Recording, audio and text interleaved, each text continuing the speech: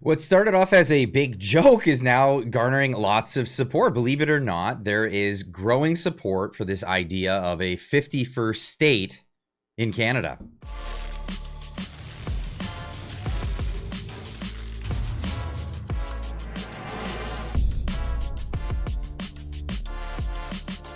Ladies and gents, welcome back. Get yourself a cup of Joe. I'm having mine this morning. We're going to get into this. We're talking about, the 51st state. Now, there's a lot of people that are angry when they hear even the idea of this, and some people are even more unhinged than angry. This you've seen now. This has come up. So this is a clip from Alex Zoltan's ex. He pulled this from Global News, and this is an actual a rec room where people can let off steam. They're smashing photos of Trump and Vance. It's unbelievable. This is a real thing. I call it a smashing good time. A nationwide surge in frustration over Trump's tariffs on Canada has sparked a new idea at a rage room in Halifax.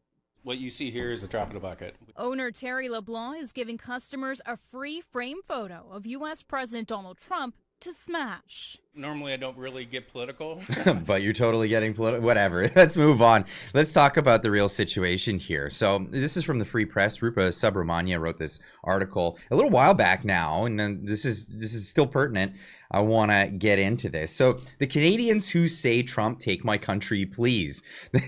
More than 10% of Canadians want the new president to make good on his troll. Rupa meets people sick of their life under Trudeau. Well, we're not under Trudeau anymore. We're now under Carney. How much better is that going to get? Well, that's a good question. Now, I'll leave a link in the description down below. You can go read this article. But as things have developed, one of the people who was interviewed for this article was brought on to CBC. And of course, they are always truthful, and they'll always represent everyone fairly, correct? Well, no, absolutely not. So this was Ryan Hemsley, who was brought on to CBC and, not given exactly fair treatment. Here we go. Hemsley is 33 and just moved to Victoria from Calgary. He sells cars for a living and thinks he would be better off financially if Canada joined the U.S. I know that just based on my work ethic, how hard I work, if I were to pay less taxes and have more access to trade and business opportunities, I know that I would be able to make more money. Hemsley likes Trump, and he likes the way unelected billionaire Elon Musk is gutting government services. There it is, folks. There it is. He likes the unelected billionaire. Well, we have an unelected billionaire in the Prime Minister's office right now. What about that one, CBC? Now, of course, who elects appointees in a cabinet? This isn't the way it works in America. Of course, that's fueled language that's being used by the CBC here. Now, earlier in the article, or earlier in this video clip, she had this to say. I thought this was very interesting. Fox News is talking about it. Well, Trump's idea of making Canada great again by turning it into the 51st state is gaining some serious traction, especially from Canadian citizens. That's a big stretch. Polls show the overwhelming majority of Canadians in all parts of the country do not want to be part of the United States. Angus Reid Institute says 90% of us would not support joining the U.S. But who are the other 10%? Well, that's the thing. You're only citing a few different polls. Now, I had Ryan Hemsley on the show last night, and that was great. It was great. I'll leave a link in the description for the entire podcast. Go check it out. In fact, while you're at it, head on over to the Do Something podcast. It's the latest channel that we're starting up. This is a collaborative effort with myself, Ryan Hemsley, and Jasmin, Laine. This is going to be a lot of fun, so go check it out. Make sure you're subscribed. We need to boost the subscribership so that we can start putting a lot of content on that channel. We'll get that going. Again, links in the description down below. Make sure you're subscribed to there. Now, Ryan, I asked him, I said, is this the kind of support that we're seeing in Canada for this? Well, it turns out that some of these stats are not exactly, they're not being represented correctly here. And it's, I kept telling people, I'm 33, I have one life to live. I can't just play this on repeat. I want an opportunity. So, and there's a lot of people like me when it's the younger and that. So Angus Reid polls at 10%. That's from January. That's the only ones Liberals will ever quote because it's the lowest number. It's also the one furthest back, funny enough. Okay. So there are other polls that have different way higher. numbers. They go from 15 to 20% on the more recent polls. But, the Ipsos poll, which says that young males 18 to 34 is at 43%. I don't doubt that. Well, it's the working class. Want to know why young people feel this way? It's because we don't have an established housing situation right now. It's $1 million for a bungalow in Vancouver. I'm sorry. No, it ain't happening under my watch. I'm not doing it. If I had that kind of money as a self-employed guy, knowing my down payment's going to have to be huge, self-employed, your down payment's higher. Like, I'm going to start a business. I'm not buying a house. So that right off the bat, when my government has set it up where it doesn't even make financial sense for me to buy a house, given what I could do with that money, you go over opportunity costs, all that stuff, right?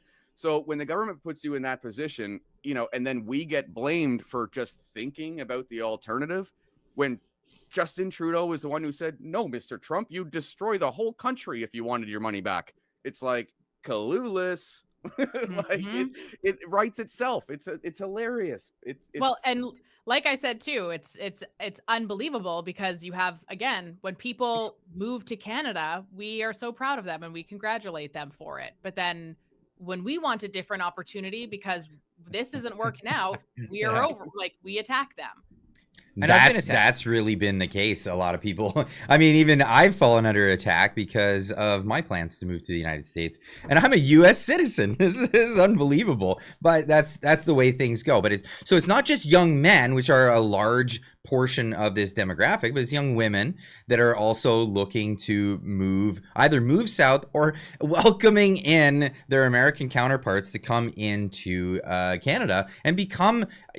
And we're not saying it has to be a 51st state. Again, I'd like to invite you to go watch that podcast because that's not what people are advocating for per se, but it's more of a better, broader economic union between the two countries because things have not been working out. Now, the Free Press, who incidentally wrote the first article, Rupa Subramania was the author of that. Also brought on this lovely young lady, Taylor Simone, who had a lot of similar things to say. This is her sentiment. I'm Taylor Simone from Vancouver, BC. With Trump's 51st state remarks, we all know that this is a joke to some extent and that it's meant to be divisive, but I think Canadians should acknowledge that we are all aware of how unaffordable housing has become. We are aware of how young Canadians are struggling in this job market, and we're also aware of our healthcare system. And with America being the biggest economy in the world and the highest GDP in the world, it could make sense in the future to ensure that there are more economic opportunities for Canadians. If we look at the European Union, for example, people are united in economic opportunities there. And if North America combined, we would have a higher and bigger economy for both Canada and the US. And patriotism for being Canadian, that doesn't have to change. So while Trump's comments are meant to be a joke, I think we should think more about the future and hope that Canada gets better. I don't know if the European Union is the best example. I think Britain was good to exit that, but that being said, open trade and different deals, that would be definitely good. Now, only look at the opposition party to see some of these arguments. Pierre Poilievre saying this chart shows the lost liberal decade, as he calls it, which gave Canada the worst growth among its competitors. Now Liberals want to be rewarded with a fourth term in power. It's time for a change. But look at this. Honestly, Canada in GDP per capita economic growth lagged for 10 years, 0.5. We're way below all of these other OECD countries, with US on the very top. So it's kind of hard not to say, like a lot of go-getters out in the economy today are looking at the prospects and going, hey, maybe I'd like to go somewhere else. In fact, even immigrants that come to Canada are doing the same thing. Every year there's a report. They call it the leaky bucket list. And this is essentially the leaky bucket is all the immigrants that we bring into Canada, hoping that they will be, contributors to society. So many of them are also leaving. Those who want Canada to dramatically reduce the scope of immigration and to focus exclusively on the highest skilled immigrants will sadly find no comfort in the results that we published today. The study we're publishing this morning shows that highly coveted economic immigrants, people who are hand-selected for their skills and expertise, are actually the most likely to leave the country. And while Canada will lose 20% of all immigrants over the coming 20 years, that number spikes to 35% among Francophone immigrants. Nearly half of all Francophones who leave Canada lived in Quebec at the time of departure. Wow. So it looks like a lot of people who, not even like Canadian born people, but people came here looking for a new life, looked around and said, I don't know. I don't know about that. I don't know about that at all. Anyway, I'd love to hear what you guys have to say in the comments down below. Leave a comment and don't forget to go over to the new channel. Link is in the description down below. We're going to have a lot of content coming on there. We're going to be breaking a lot of stuff up. So in the coming weeks and months, we're going to be moving a lot of the long form content over onto that channel. A lot more of the videos like this will remain on this channel, so stay tuned for that. Make sure you subscribe to both channels, all the channels. Make sure you subscribe over at Jasmin Laine's channel as well. Again, links in the description down below, and we'll see you in the next one. Keep on trucking.